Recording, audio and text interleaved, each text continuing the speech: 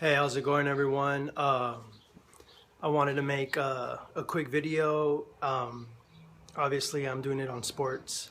Um, and I wanted to talk about the San Antonio Spurs.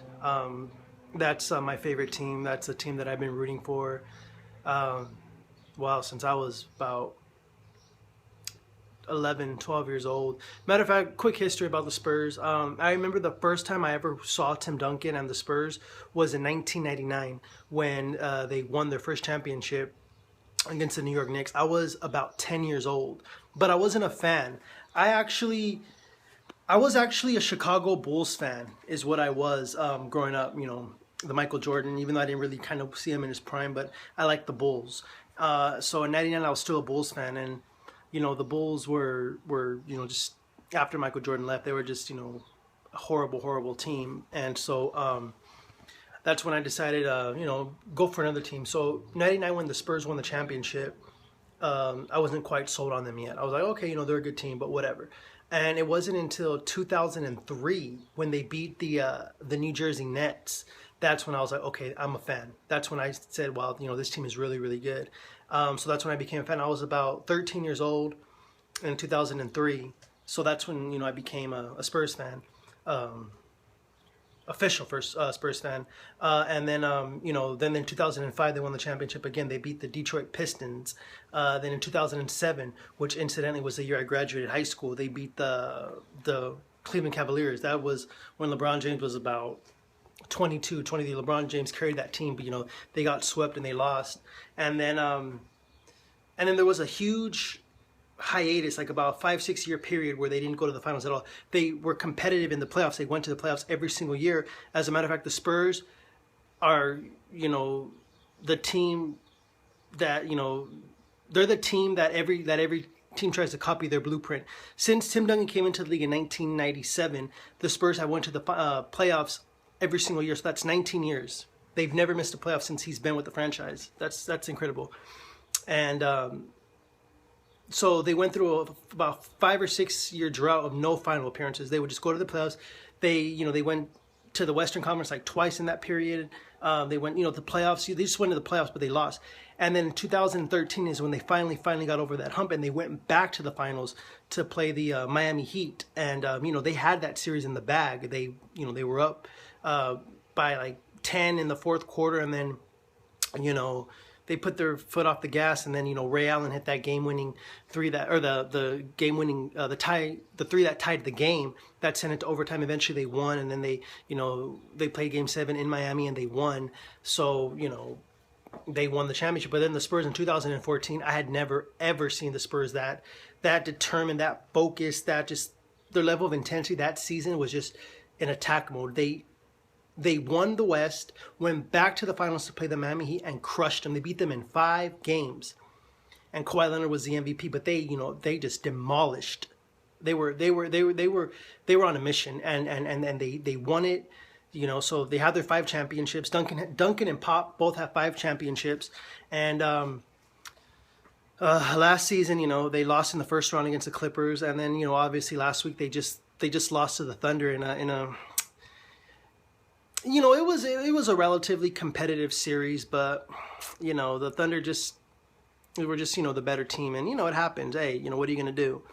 But yeah. With that said, so now that I gave the little history about the team and about me being a fan of them, I wanted to talk about it's kind of a touchy topic for me because I'm a diehard Spurs fan. But the question that a lot of that's trending right now on social media, on just on sports, ESPN, NBA, TV and whatnot, is that have we seen the end of Tim Duncan? Is this the end of Tim Duncan and Manu Ginobili? And you know what? I don't know. I mean, I saw Tim Duncan play, and he looked old. I mean, this season was by far Duncan's statistically worst season, and not because he was injured or anything. It was just father time. And as that old saying goes, father time is undefeated. It doesn't matter what you do. You can't defy father time. It happens to the best. Kobe, Michael Jordan, Magic Johnson. I mean, all these players and it's going to happen to LeBron James. All these players that play at such a high level, they can't play like that for the rest of their lives. So, but going back to Tim Duncan, he played in a career low games. I believe he played 60 regular season games, which is the lowest. He came off the bench I believe once. He averaged in the regular season like 8 points and 6 rebounds, something small like that. And you got to remember, you're talking about Tim Duncan, a guy who's a 20-10 for his career, a 20-10, shooting at 50%. That's good. I mean, he's not averaging 30 points, but 20 points for almost 20 years is great. That's excellent. And he's coming off last season where he was averaging a double in the playoffs. I think he averaged 18 and 12 at 39 years old. 18 and 12. Tell me which player in NBA history at that age, at damn near 40, was putting up those type of numbers. Probably none, or maybe one. So, that goes to show you the greatness of just how the longevity. Going back to Duncan, so he just had a career low and everything. And then the playoffs, was even worse. The Spurs played 10 games. He played and started in every one of those 10 games. He averaged about 6 points and 5 rebounds, which again, that's not Tim Duncan. And not to mention, he was averaging a career low in minutes. I believe in the regular season he was averaging about 22, 23 minutes a game, which is very low. And in the playoffs, I mean, he was averaging less. He was averaging probably about 18 and 19 minutes a game. I mean, there was one game in particular, I remember it was in the first series against the Memphis Grizzlies. He only played 12 minutes, and he didn't have any points. He didn't even I don't think he attempted a shot, or he might have attempted a couple but missed. He had 0 points in like 14 minutes of play. So that that goes to show. And he just turned 40. He turned 40 April last month. So is Tim Duncan done? I don't know. Honestly, I do not know, because he has a player option that he signed last summer that gives him a 2-year deal. So he essentially could opt in, opt out, or whatever. I don't know though. I mean, honestly, if I were Tim Duncan, I would really evaluate the situation. And if you feel that you don't want to play no more, then don't. I mean, he's already given everything. I mean, Tim Duncan has nothing, zero. He has 0 to prove in the NBA. Listen, these are some of Duncan's accomplishments. He's been in the league 19 seasons, all with San Antonio. He's been to the playoffs all 19 times in his career. He's a five-time NBA champ, a 3-time finals MVP, a 2-time regular season MVP, 15-time All-Star. I don't think he has an All-Star MVP, but 15-time All-Star. He, I don't know exactly what he is in points. I know he has like about 27,000 points. I forget what number he follows, but I know he's up there. He's like top 10. I believe he's 6 all-time in rebounds and 5th all-time in blocks. So you're talking about a guy, Tim Duncan, that, I mean, this guy is just a beast. When he was in his prime, Tim Duncan was raw. I mean, he never averaged a whole lot of points, but I mean, Tim Duncan, I think statistically his best season was, I think, like 25 and like 14. 25 and 14, that's really good. I mean, Tim Duncan is just phenomenal and sensational. So I hope Tim Duncan comes back again if he feels he should. If he shouldn't, then, retire. Now, going to Manu Ginobili. Ginobili's a little different, and he's a 6-man. He comes off the bench. I mean, he's come off the bench for his whole career. I believe this was his 13th season with the Spurs. He's been professional for a long time because he was a professional in his native Argentina. But with the Spurs and the NBA, I believe this was his 13th season. And Ginobili was a huge factor with the Spurs, back in the day, and when they were winning, I believe in 2003, 2005, and 2007, Ginobili he easily could have won MVP. He's the only one from the big three that didn't win an MVP. Tony Parker won an MVP in 2007. Duncan won MVPs in 99, 03, and 05. Ginobili could have won an MVP in 05 because he really was a difference maker. So Ginobili, I mean, he also has an option. He could retire, he could come back. So I think depending on what Tim Duncan does, I think that's going to really heavily hinge on Ginobili.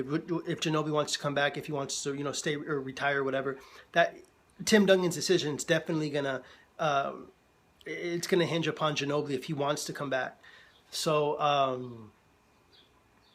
but yeah, so again, I'm bummed that my Spurs are out, but hey, we won a championship a couple seasons ago. Hey, it's better than if they would have lost again in the finals. So, Tim Duncan, Tim Duncan is just an angel sent from basketball gods. I mean, Tim Duncan is the greatest power forward to ever play. I mean, Tim Duncan. I mean, I don't think anyone could ever transcend what he's done, and not just his accolades, but just everything about him. I mean, is there another power forward that's going to play almost 20 seasons with the same team at a very, very high level? I don't know. Maybe not. So, now that my Spurs are out of it, not really rooting for anyone in particular. I just want to see a good series. The Thunder and the Warriors series, seems okay. The Thunder won game 1 and tonight's game 2, so we'll see.